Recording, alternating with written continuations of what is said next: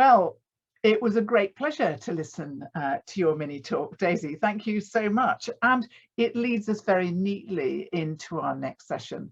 Now, I was struck in Daisy's presentations by her saying that 30% of all care is low value. And we would like to be open about that because we don't want to be doing things that are of low value. However, being open that there are such things as low value procedures in the NHS is something I suspect that a lot of people would be very unhappy about being open about. So this is the whole issue of openness is one that permeates the entire healthcare system, not only of course in the UK, but actually throughout global healthcare systems.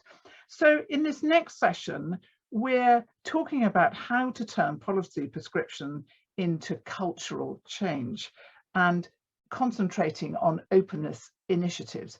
Now, I should warn you that there are many, many issues regarding openness, and I was recently on the GMC review of gross negligence manslaughter, so I know how difficult these issues are, where there's this intersection of law and personal liability and professional liability and loyalty and patience and feelings, and the whole thing put together is something that can make people feel really emotional and very, very unhappy. So if these sort of issues induce those feelings in you, perhaps this is not the session for you to be in, and perhaps now is the time for you to take a break.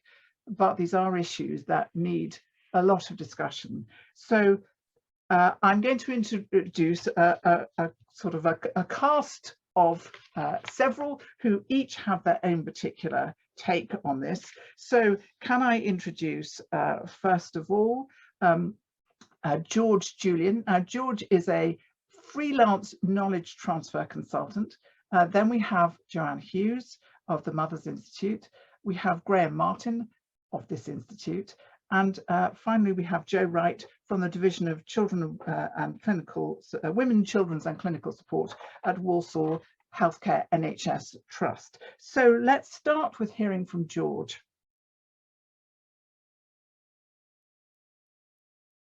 Hello, I'm George Julian, and I'm a crowd-funded journalist who reports from coroners' courts into the inquests of learning disabled and autistic people. I'm also a knowledge transfer consultant working with universities and researchers. I've worked as an advocate for bereaved families in NHS death investigations, and I was also a specialist advisor to the CQC on their deaths review. So I think that's a little bit about why you're hearing from me today. And why does this matter to me, this issue of candor and transparency and honesty? Well, it's because of this. This is the life expectancy figures for learning disabled women and men and those without a learning disability. It's taken from the confidential inquiry into the premature deaths of people with a learning disability that published in 2013. And it shows a life expectancy gap of 20 years for women and 13 years for men. And that gap is not getting smaller and the figures are not getting better. And to bring it completely up to date, this was a paper published last month in the PMJ, and it talked about the experience of hundreds of learning disabled people admitted to hospital with COVID during the pandemic. And the findings, the headline findings are on the slide, and they are horrific. What we found was that 50% people with learning disability were 50% less likely to be admitted to ICU. They were dying earlier and quicker at every point after they were admitted to hospital. And this was not due to the complications of their condition. This was due to poor care, bias and diagnostic overshadowing. Really recommend a read of the paper. And of course, those of us who work in health and social care have not just a moral obligation, but a legal obligation to be open and transparent when things go wrong. But my experience of working with bereaved families is that this is often not the case. For example, in the CQC deaths review, families told us that they were fobbed off and fobbed off. That letters were sent out on a Friday evening that arrived on a Saturday morning and ruined their weekend. You've got nowhere to go, no one to contact, and nothing to do with it. And every single time a piece of information came through, it raised another question and another question and another question. And just one final quote, one more, which is the most toxic, damaging, compounding and devastating thing that happens is they drip feed you information. So that was the experience of a number of bereaved families in the CQC Deaths Review, and it's far from what we hope or would expect to happen. Now, I have reported from numerous inquests of learning disabled and autistic people, and today I'm just going to share 4 examples from 4 separate inquests, all of which involve neglect or failings in NHS care. These are just one example per inquest. They're not the most important thing necessarily, but they're just to give you a flavour of some of what I've learned and I think we could reflect on. So this is Connor Sparrowhawk. Connor died in the care of Southern Health NHS Foundation Trust in 2013. His mum, Sarah Ryan, has written a brilliant book called Justice for Laughing Boy, which talks about Connor and the fight to get justice and answers after he died. And just one example from Connor's inquest is at his inquest, halfway through, it was disclosed to the court that another patient had drowned in the very same bath years earlier. But despite there being numerous investigations into Connor's death, numerous pre-inquest review hearings into Connor's inquest, this did not become apparent until literally halfway through the inquest when the psychiatrist shared the information. Late disclosure, and accidental disclosure perhaps. This is Richard Handley. Richard, the coroner found, died as a result of numerous serious failings by numerous agencies, not least Ipswich Hospital, which is where he died as a result of constipation. We heard at his inquest that the hospital had been seeking to withhold information from the inquest about his Muse scores, the early warning scores, and they'd successfully withheld them from the author of a Safeguarding Adults review into Richard's death, and they tried to withhold them from the coroner as well.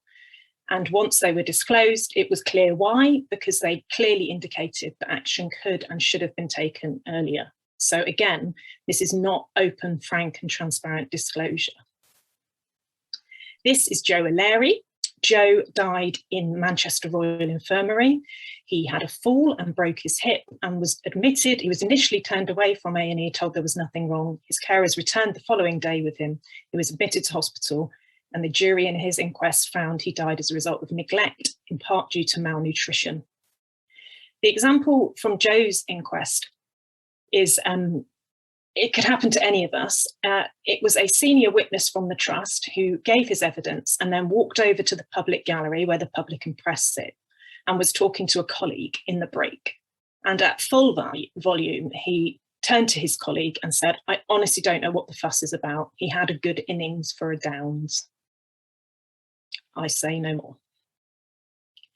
And finally, this is Laura Booth. Laura died in the Royal Hallamshire Hospital in Sheffield. Laura went in for a routine eye operation. When she arrived, her potassium levels were deranged. And so she was admitted to hospital to try and get them under control so the operation could take place. But the coroner found that Laura died as a result of neglect, in part due to malnutrition, because the hospital failed to provide her with adequate nutrition. But the only reason Laura had an inquest is because her family, a retired consultant and a BBC breakfast journalist, petitioned the coroner to ask why there had not been an inquest. And there hadn't been an inquest because the staff had told the coroner's service that Laura's death was expected, a 21-year-old who went in for a routine eye operation. And of course, by the time she died, her death was expected because they hadn't fed her for weeks. But it just shows some of the challenges that families of learning disabled people and learning disabled people themselves are up against when trying to access good care. Very occasionally, I have had the privilege of witnessing true candor in court. And this is one example from Connor's inquest. WB is Winnie. Winnie was one of Connor's named nurses, and she turned to the coroner and asked if she could address Connor's family before she was questioned by their legal representative. She turned to Connor's parents, looked them in the eye and apologised for failing Connor. And it was so powerful that the hairs on my arms of my on my arm stood up, and even telling you now, it makes me feel quite shivery because she was so honest, and it was incredibly powerful thing to watch. Interestingly, she no longer worked for the trust by the time she felt able to do this. And the final example I'd like to share with you is my mum. This is my mum. She died 18 months ago following an incredibly late cancer diagnosis. By the time mum received her diagnosis, the tumour had spread from her shoulder to her ribs and her brain, and the only thing available to her was palliative care. Mum had spent about a year, 18 months, complaining, repeatedly visiting her GP. She never went to the doctor normally, and expressing concern that this wasn't getting any better. The painkillers weren't touching it, and the physios weren't listening to her, just told her it was because she wasn't doing the exercises correctly. When we found out what was going on, she was admitted to hospital, and when she was discharged, we went to visit her GP, and she asked him how long she had left. And he, thankfully, was incredibly frank, open and honest, and he said weeks, maybe weeks, not months. But what he then went on to do is he went on to apologise and explain to her that he had a duty of candor, and he had to explain to her that he felt he'd missed things. He'd made omissions in his care. He should have done more tests. He couldn't understand how he'd missed it for so long.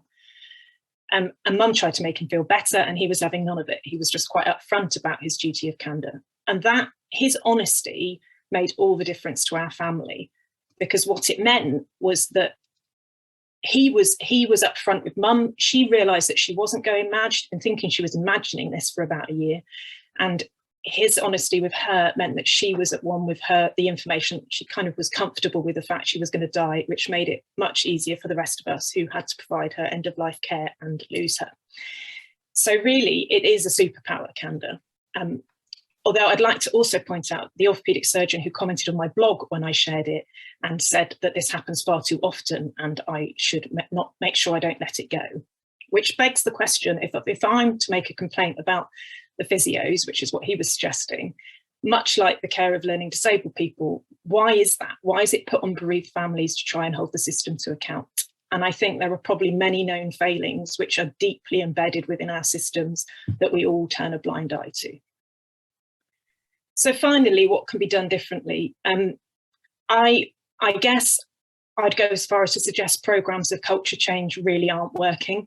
And in fact, they probably make it harder for people to be open and honest and just say sorry when things go wrong. So these are just some of the suggestions, and I'd really encourage you all to reconnect with the human, because that's what matters. We're all human, we all make mistakes. It's how we handle those that really can make a huge difference to people's lives. That's me. Apologies for not being with you today. I'm in court, but thank you very much for listening, and my contact details. Thank you.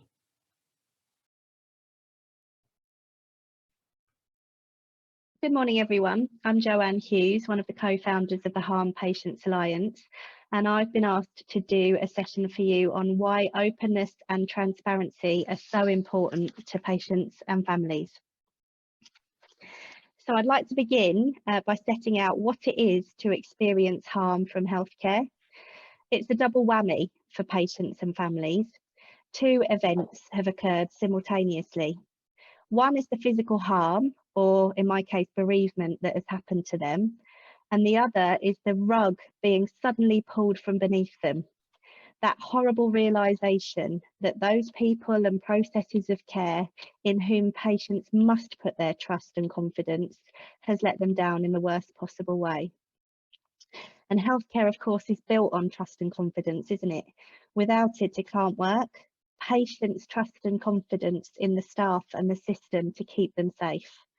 And staff's trust and confidence in themselves and their colleagues and the systems that they work in to keep their patients safe. So the rug is pulled from beneath all of us, and it's how people describe the moral injury associated with healthcare harm. So moral injuries are the strong response we have to events that violate our moral and ethical codes. So in healthcare harm, we can all therefore be affected by the acts of omission or commission that cause the harm, either our own or other people's. And these acts rock our beliefs and shatter our trust. Moral injury can cause profound feelings and cognitive alterations that lead to serious mental health problems and even suicidal thoughts. And you'll hear patients and families say that what happened was absolutely devastating, but the added effect of it having been caused by healthcare is almost too much to bear. And I remember the huge moral injuries that I experienced, the feelings I had that Jasmine had been caused harm by others' acts, my trust in healthcare on the floor, and also the guilt and shame I felt for putting her, handing over her care, only for her to be harmed.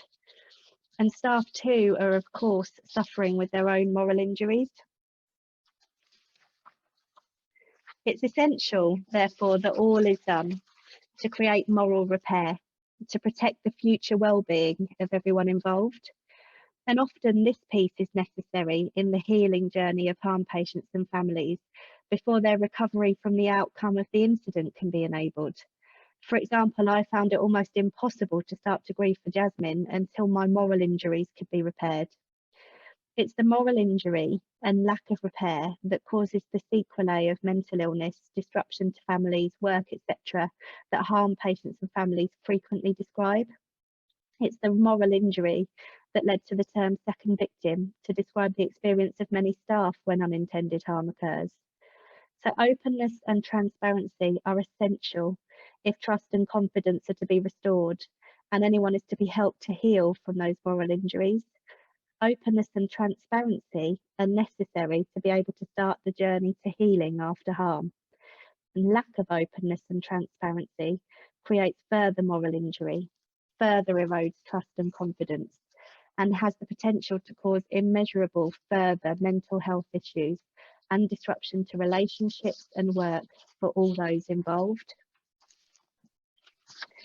Most of my work now is around creating restorative just cultures within healthcare, and restorative justice focuses on repairing the harm caused by what has happened rather than punishing the causes.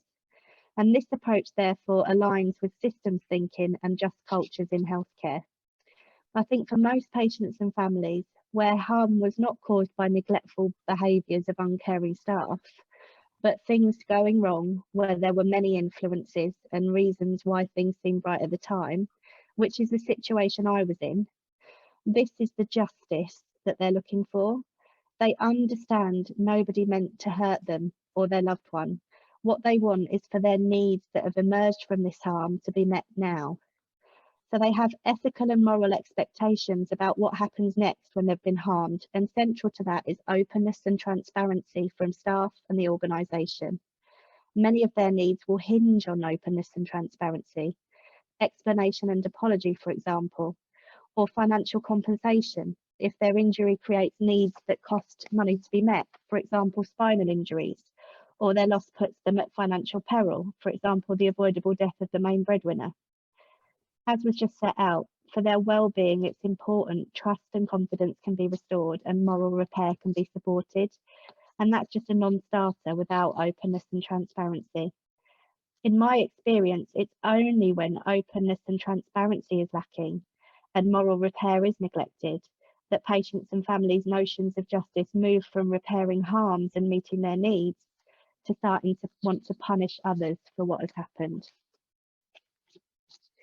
So restorative approach addresses both the causes and the consequences of harm. It doesn't just ask what caused this and learn to prevent a repeat. It asks what are the impacts of this for all the people affected and what do we need to do for them so that they can heal. And this is a summary from Sydney Decker's book on how restorative processes create justice after harm. It identifies that harm creates needs for all involved and obligations on others to meet them.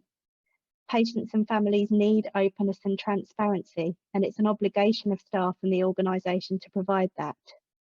Staff need to know they'll be fairly treated when they're open about what's happened by their managers and the organisation. So there's an obligation there to ensure we have a restorative just culture that meets the needs of the staff so that patients and families will get what they need and learning will be supported. In a restorative just culture, being accountable is to give your account, to explain why it made sense at the time, to understand what has happened, and then to meet the needs created by the harm, and rebuilding trust and relationships is central. The core values in a restorative process include honesty, humility, and accountability. And telling the truth is essential if there's to be any justice at all. In restorative processes, truth is more than clarifying facts and establishing liability. It requires people to speak openly and honestly about their experience of the harm that was caused, their feelings about what has happened, and their moral responsibilities now that it has happened. In restorative approaches, we accept that all human beings are both fallible and vulnerable. Those that created the harm and those who have been harmed are all recognised as human. And in restorative approaches, the word accountability relates to the obligations of staff now. So staff have a moral obligation to be open about what they know about what happened, and to be curious, to want to understand more, to be willing to be made aware that something they have done may have contributed to a harmful event, and be willing to see the impacts of it, to be willing to accept that if they did have a role in creating the harm and the impacts, that they now have a role in mitigating the impacts of the harm. And so that's what we expect of all healthcare staff, and there must be a focus on creating the right conditions in restorative just cultures so that staff can enact their moral obligations without fear of unfair blame or punishment. In restorative approaches, those involved in creating the harm are open to being accountable in this way, and also to expressing genuine remorse for what has happened and the impacts of this. And while forgiveness isn't forced or expected, fulfilling the moral obligation of accountability in this way opens up the possibility of forgiveness. And we can see the opportunity for healing of moral injuries this form of accountability provides for patients and families, but also staff, and also the way further moral injury is created for all the people when it isn't. In a restorative approach, being accountable is about supporting learning, and it's also about repairing the harm, restoring the trust and relationship. It's how we prioritise the well-being of the people. And in restorative approaches, we recognise the needs of all the people affected, and also the categories of those needs. So substantive needs, for example, an explanation and understanding of what happened. The procedural needs, so how the patient and family want to be treated and involved, who they want to talk to throughout the process of achieving the explanation. And psychological needs, so why is that explanation important, and why is the way it is achieved important? The feeling or healing effect that is trying to be achieved for the patient and family. My own procedural needs around the explanation for what happened to Jasmine, if it could have been done at the time to maximise the chance of rebuilding my trust and confidence in the relationship, essential for all of our moral repair, might have included, for example, the opportunity for respectful dialogue with those directly involved, upholding the values of restorative practice. But none of those opportunities for true healing and collaborative learning is possible if we don't have openness and transparency. So openness and transparency is so important to harm patients and families, because it's the first step to the moral repair needed to help them recover from their moral injuries through restoration of trust and confidence, and to avoid the long-lasting and severe mental distress that so many people have been left with when this doesn't happen. You don't have to search far to find stories of lives taken over in pursuit of truth after harm events. Openness and transparency is how we can help people heal. And so I'd like to leave you with these words from Leilani Schweitzer, who also lost a child due to healthcare harm. After he died, the little plastic ID band that was around his tiny wrist should have been slipped onto mine. There was nothing more that could have been done for him, but there was plenty that needed to be done for me. I needed an infusion of truth and compassion. And the nurses and doctors who took care of him, they needed it too. We all should have been given ID bands that day. Hospitals should extend their care to these people, because the impact of these kind of experiences is slow, painful, and toxic. Thank you.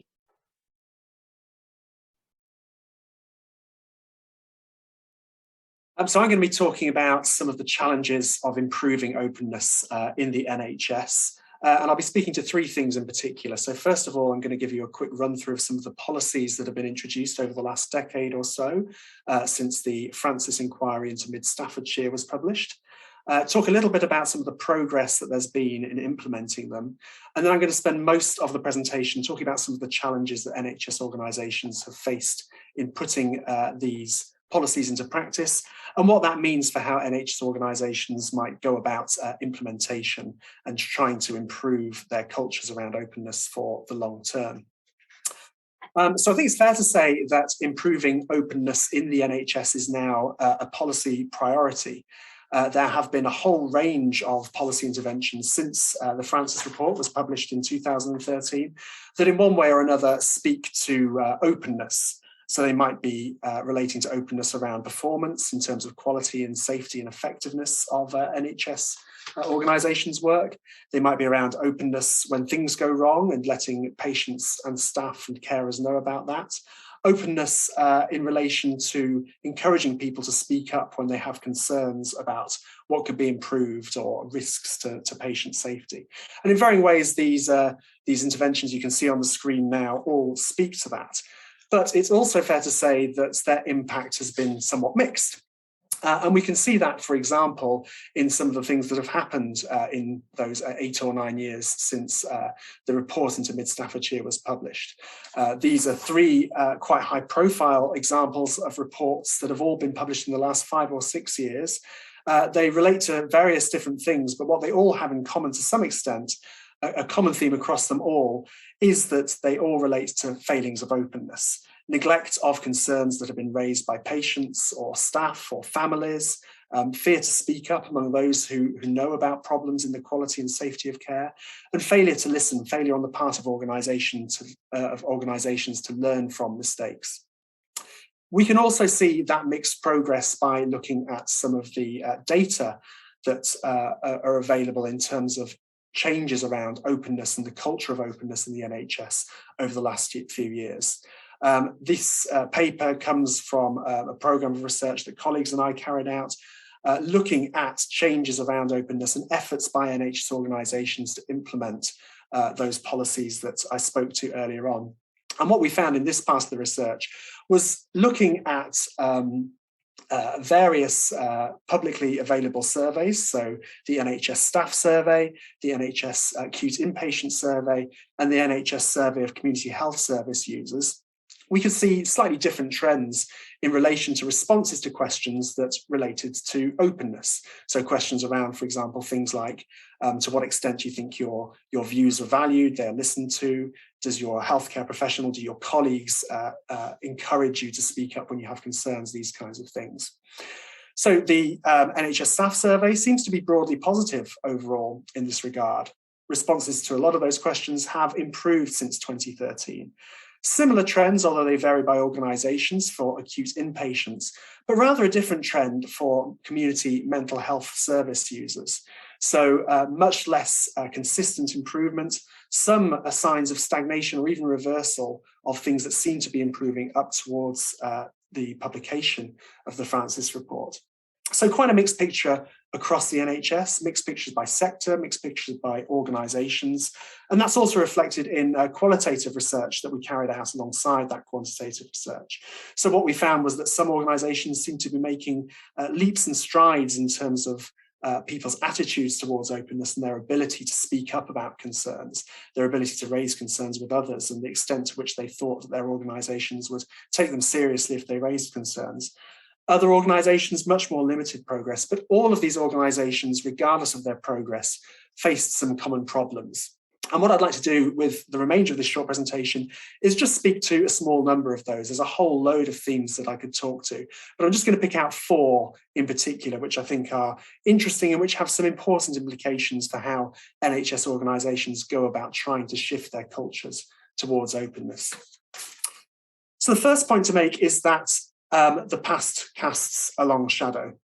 Organisations make a lot of noise about how they encourage openness, about how they value people voicing concerns, whether those are staff, families, or patients or others. But a lot of the time, those messages conflict with the actual experiences of staff and patients. Actual experiences sometimes in the present, but certainly often in the relatively recent past, when people found that they or their colleagues weren't rewarded or applauded for raising concerns, but rather could be punished either officially by the organisation or by their peers through ostracisation, through informal retaliation and so on. And, you know, people, when they hear these conflicting signals, will naturally be sceptical and cautious. They will see that perhaps the risks of speaking up about concerns outweigh the potential benefits. And it's that old saying that trust takes a long time to build up, but can be destroyed very, very quickly. So the implications for organisations are that they need to view this change towards openness as a long-term process, and they need to see it as something that addresses the whole organisation and needs to be implemented in a way that tries to make it a part of routine everyday work. If something is being bolted onto existing policies, if it's just being done because it's required by policymakers, that will be very, very crudely obvious to the people at the sharp end of care. So actions need to match words in this regard. A second challenge is that organisations themselves are quite complex, they're quite opaque, and that makes it very difficult for leaders, people in positions of power who are trying to promote openness. It's not always obvious or clear to them where the problems lie and where they should start. You don't know what you don't know, and the challenge about openness is that it doesn't manifest with noise, it manifests with silence if it's not there. So it's very, very difficult to sense problems, to detect if there are issues. And we heard much about this from people who spoke to us in the course of our qualitative work. So it's important not to take comfort from silence and rather to realise that no news may not be good news at all. It might be very, very bad news. I won't read out that quotation you can see on the screen in full right now, but I think a key point that makes is that openness isn't a one-way thing. It's not simply a matter of creating opportunities for people to raise concerns and expecting that people will take those opportunities. It has to be dialogical. It has to be a relational process. So it's as much about listening and eliciting concerns from people who might have important knowledge as it is about simply creating those opportunities and expecting them to be taken.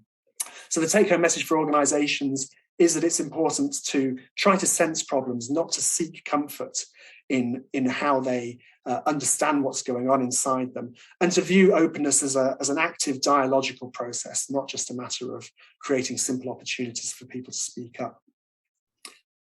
A third challenge is that a lot of those opportunities, such as they are for people to speak up, aren't really well shaped or well formed for people to raise the kinds of concerns they often have. So when people try to raise concerns, and whether this is a staff member or a patient or a family member, it's not always something that is obvious, clear, easily articulated, discreet, and takes the expected form of a problem. It can be more complicated.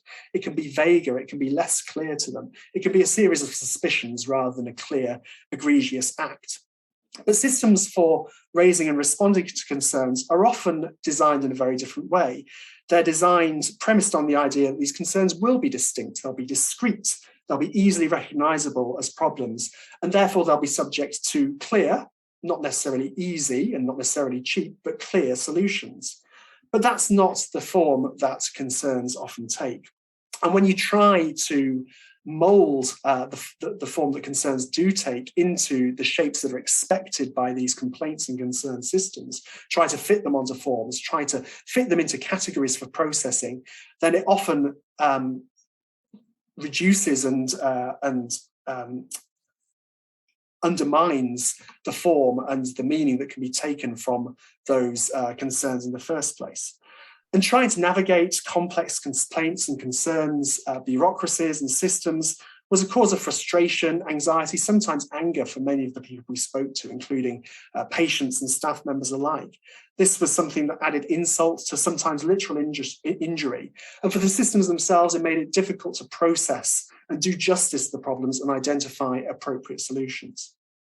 So take-home message for organisations is they need to ensure their systems are adequate for making sense of and dealing with complicated, cross-cutting, often less easily defined concerns and complaints, for example, by providing guidance for people who want to raise them, treating them again as a dialogical process rather than a simple matter of form filling, providing liaison and assistance to people as they try to make sense of the complaints and concern systems so that they can articulate those complaints and concerns in a way that ensures they're taken seriously.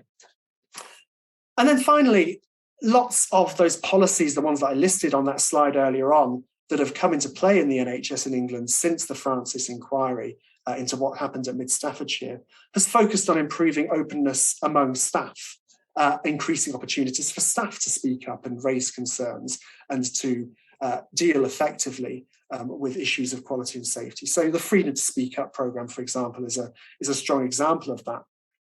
But for families and patients and carers, there's not been really that much change in the avenues available to them to raise concerns over the last decade. Those avenues look very similar to what they did in the 2000s.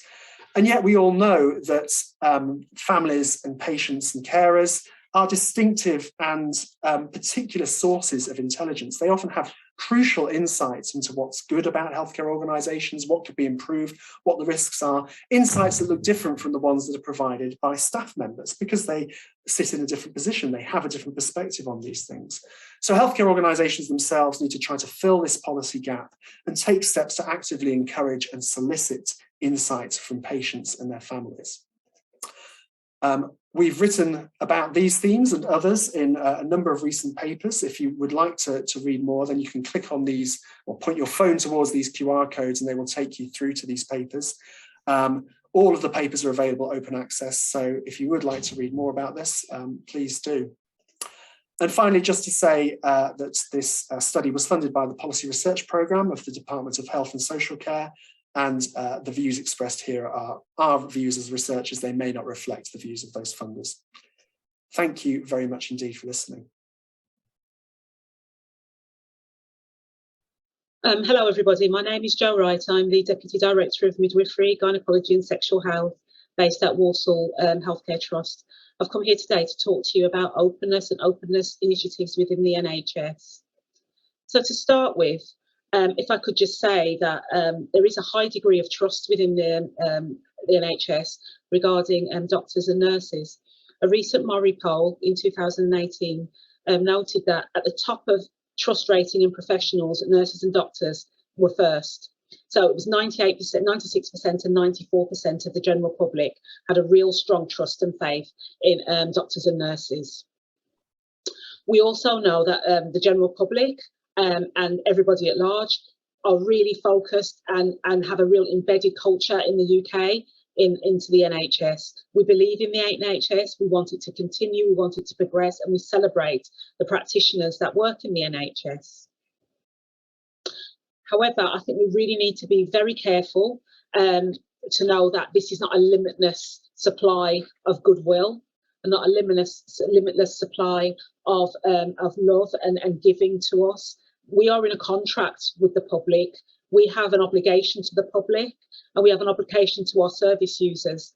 And when that is broken, it causes distrust and it causes concern, not just with our service users and people who use our other services, but with the people who fund our services as well. And we need to be very mindful of this.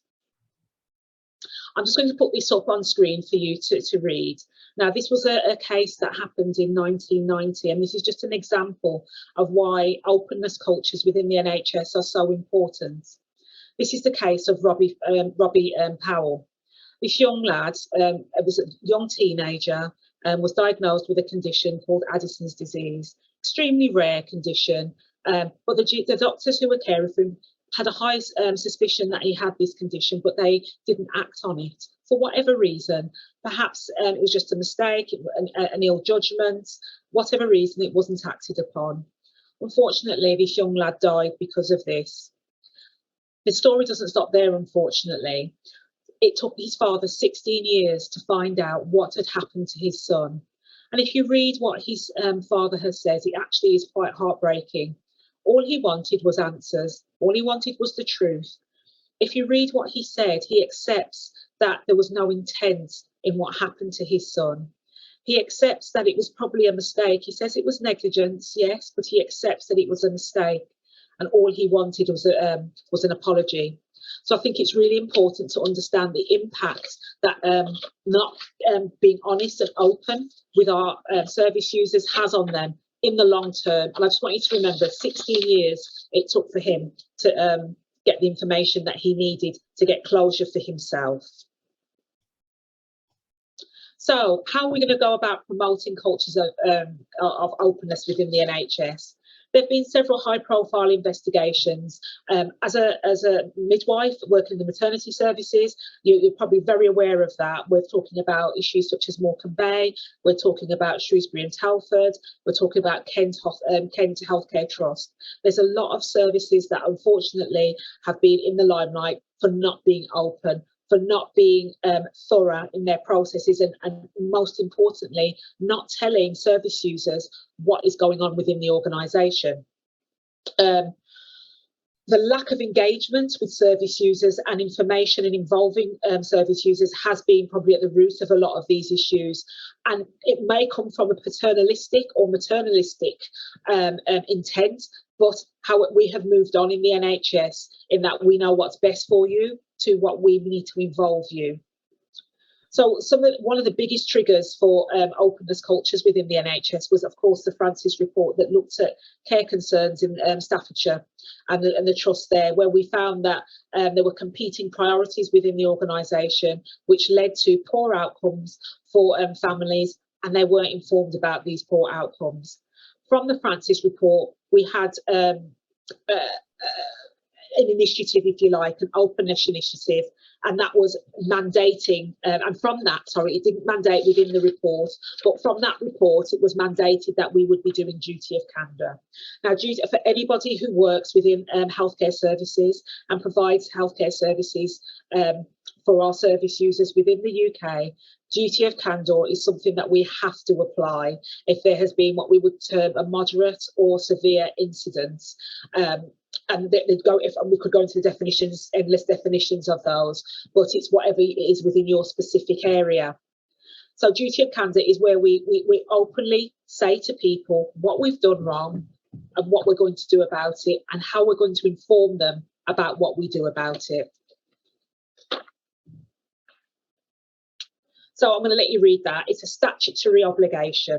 That's the main thing to remember. It is a statutory obligation. We have to do this, and it is actually monitored by the CQC. And the CQC have issued quite large fines to trusts, the largest being about £18,000 for not adhering to duty of candor policy. The words that we really, really need to think about here is the openness of it, the relationship that we are trying to form with people when things go wrong. That is the key part of duty of candor. It is enshrined in law, and we need to remember that it is a legal requirement. It must be done. So when we look at how we can enable duty of candor, how can we make it work? So within the NHS, there are things that will make duty of candor successful and will make it work. One of the things that is really important to remember is we are here to do a good job. We are here to make sure that our service users get the best possible experience that we can. We'll use all our technologies, we'll use all our efforts to get that make sure that experience is good and the outcome is good. We care, we actually care about the people that we're looking after. We come into this profession because we care. And I think we fail to draw on that. That is capital, that is a form of social capital within our service, and we don't draw on that enough. The actual, the reasons why people became what they became within the National Health Service. People who are in the National Health Service and those who support the National Health Service and our provider and our third body agencies are heavily invested in the NHS also. So it's really important to remember that there is a culture of wanting to do well. And finally, we care about each other. We care about, number one, are we all doing a good job? We always ask each other, are you okay? It's a culture of looking after each other that is bedded within our service.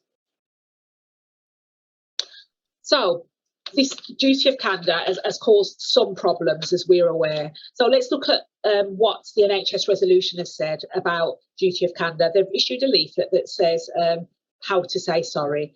And actually, when you think about it, it's quite interesting that we have to have a leaflet to say how to say you're sorry. But this just shows how endemic it is within the National Health Service to probably be a little bit defensive about the practices and the practice that we've used.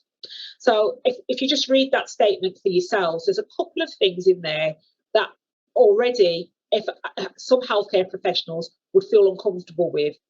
So the phrase "not an admission of liability" is something that may cause concern for staff, and I suppose could have gone better is another one that might make staff feel a little bit hesitant. And I'll go into the reasons for that, because although the statement itself is absolutely valid and is exactly what we're supposed to be doing, there's a couple of areas that automatically make some professionals feel uncomfortable. So when we're looking at some of the barriers to having an openness culture within the NHS, one of the things that we look at is we have to look at human factors, and we have to look at work as imagined and work as done. We know that we have mandates that say we have to do things. Sometimes it doesn't tell us, it's not prescriptive enough to tell us exactly how we have to do things. And this is where variation can take place. My saying sorry may be completely different to your saying sorry. The way that we say sorry, I'm sorry that this has happened to you, is the sorry that we are meant to be giving or supposed to be giving.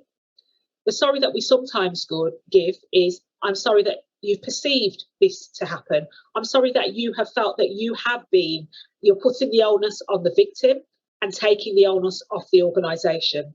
And that's not duty of candour. And we need to find a way to get over that. And I'll discuss that in a little bit of time.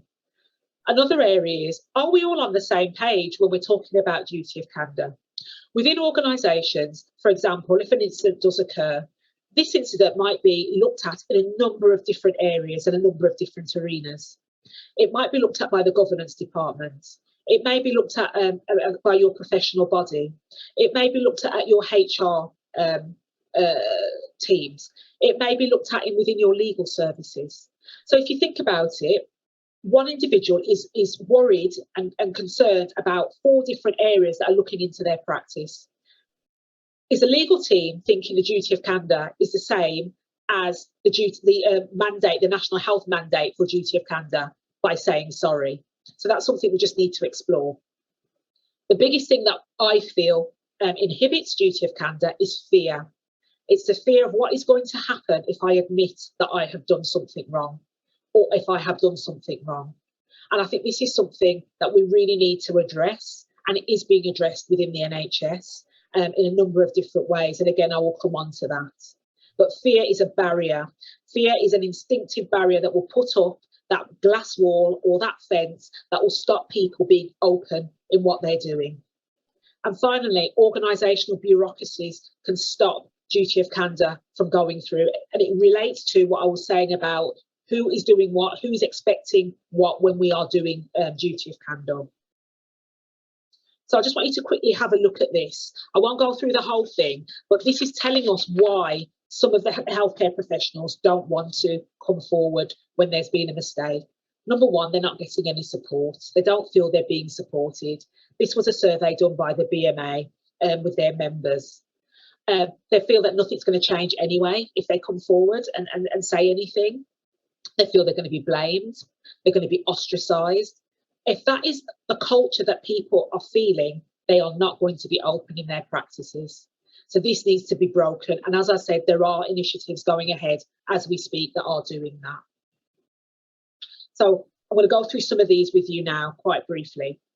So the first one is the aim to have a just culture within the NHS. So this is people feel that they can actually come forward when the mistake has been made.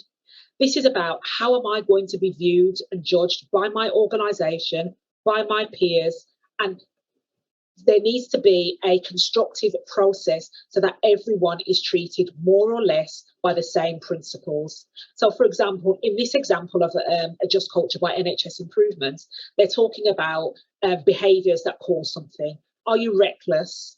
did you do it on purpose, or was it a mistake? And for each level of that process and framework advises people on how to deal with that incident, and that can give reassurance to people when they come forward.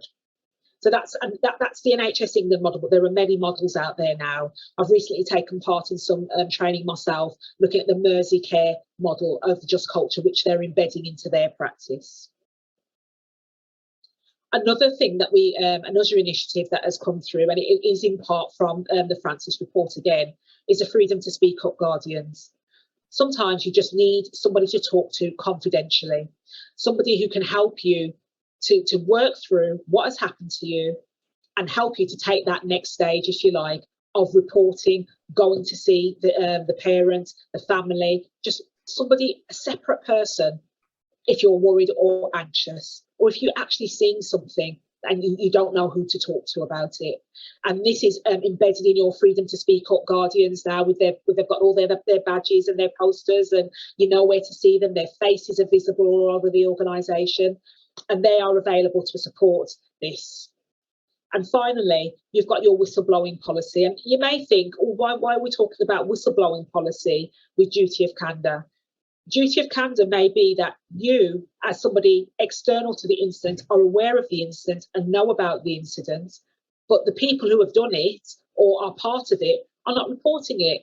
Then you are obligated to report it. And once it's reported and acknowledged, then we can say sorry. If you don't acknowledge that something has happened or cannot acknowledge that something has happened, you can never say sorry. So it's within our power, those observers and those people who see what's going on, to report.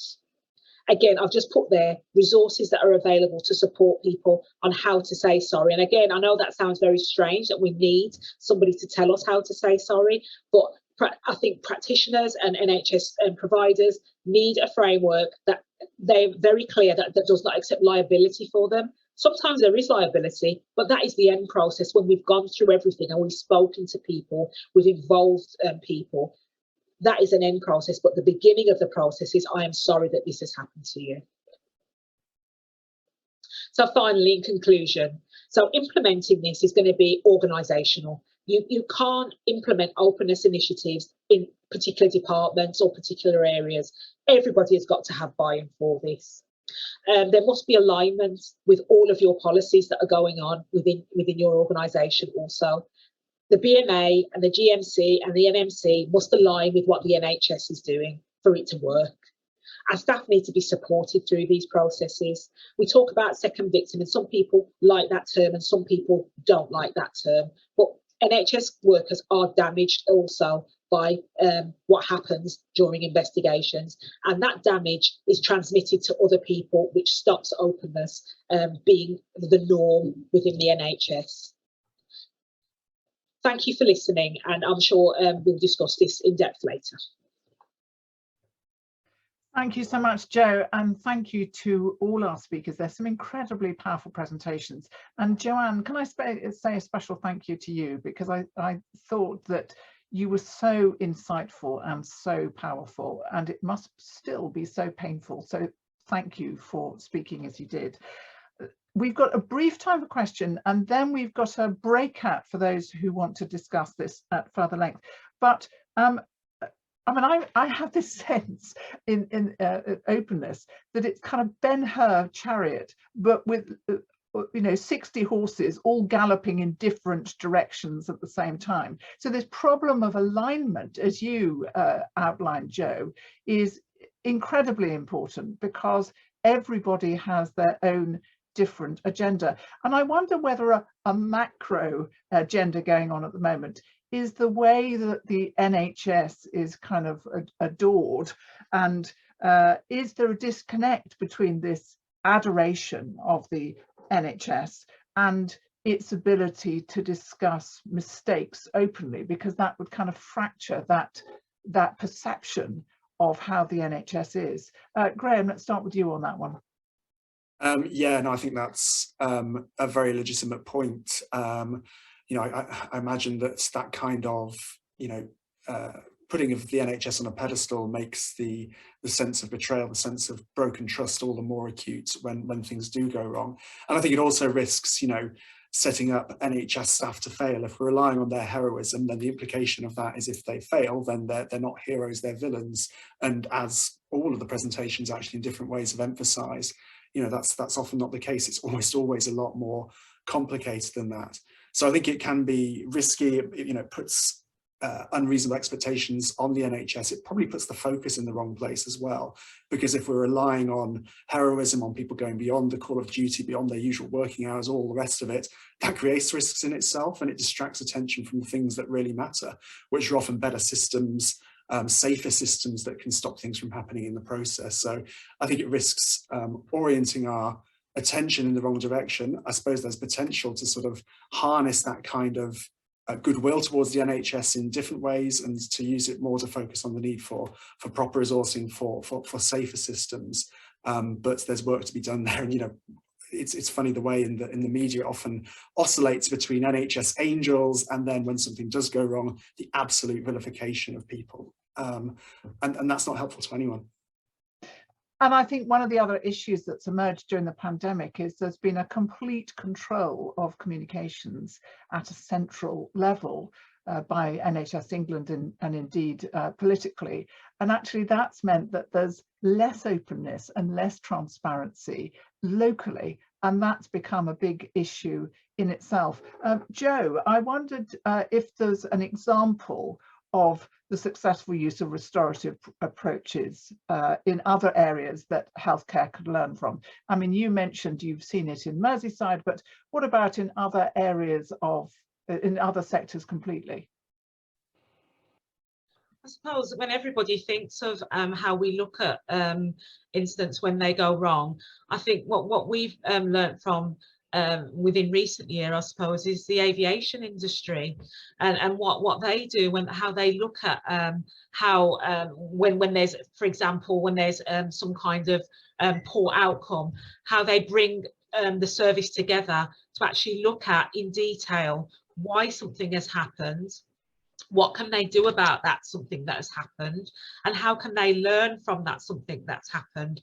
They move away, and I think this is the most important thing, they move away from that initial gut reaction of this was this person who did it on this date at this time, to more of actually this could have happened to any individual who's employed by our organisation at this date and this time, and how do we break that? So overall, we have, like I said, in the last few years, learned a lot from the aviation industry. There are a lot of people who say that you know, doctors and nurses don't fly planes, but the bottom line is the processes that they are using at the moment have definitely helped us to look at how we as a profession, as an organisation and as a service are able to get to the core being of why something has happened, so that looking at those human factor elements of things, looking at individuals versus processes and organisation.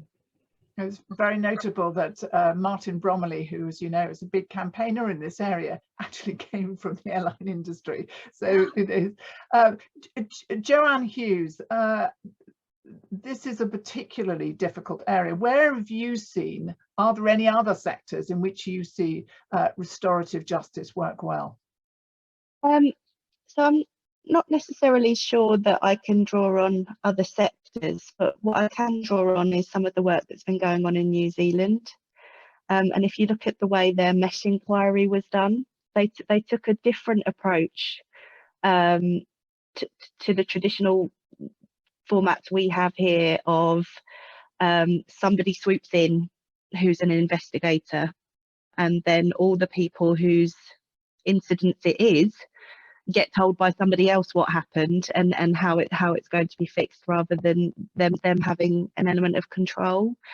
And so in New Zealand, with the mesh inquiry, they brought together people who had suffered as a consequence of having mesh implants. They brought together staff who had been involved in putting them in, manufacturers, etc., together, and asked them via the restorative inquiry framework together to answer those questions of who is hurt and what do they need now, who has had a role in these harms being created, and that's across the system. So it's not picking out individuals and individual breaches of duties or liabilities, but just saying, look, collectively, who are all the people who had a role here to get to now, and who has a role now going forward in repairing this and putting things right and preventing it happening again. And everyone together decides who that is. And then they looked at, okay, well, what do we need to do now to rebuild trust and confidence and repair these relationships and repair the harms that are caused? And how do we prevent this happening again? And they did that as a collective. And if you have a look at that mesh inquiry report, the stuff that came out of it is very similar to what you'd get learning-wise from a traditional inquiry. But it doesn't just address the causes, it addresses the consequences as well. And I think we have a really lovely example there of how things can be done where everyone's humanity is upheld, because as I spoke about in my talk, it's that humanity and that humility, that we are human beings, we are fallible, mistakes will be made, but the maker of the man is what you do now, what you see as your obligations now. And giving people that opportunity to do that together is how you create that healing, and also you really enhance the learning too. So I think if somebody wants to look at a good example, that mesh inquiry from New Zealand is a great one to look at. It'll be, I'm sure, on the this institute's library section in a nanosecond. Thank you so much, all of you. A really fantastic session. Now, as I said, what's going to happen now is that if you want to, you can go into a breakout discussion, because I suspect there are a lot more questions from people to come. For the rest of you, I'm going to give you 5 minutes to dash away, have a cup of tea or a quick comfort break, and then we'll be back in just actually 4 minutes to go into our next fabulous fellow. So bye from me for the moment. Breakout room for those of you who want to carry on with the discussion, and brilliant presentations, everybody. Be so proud of yourselves.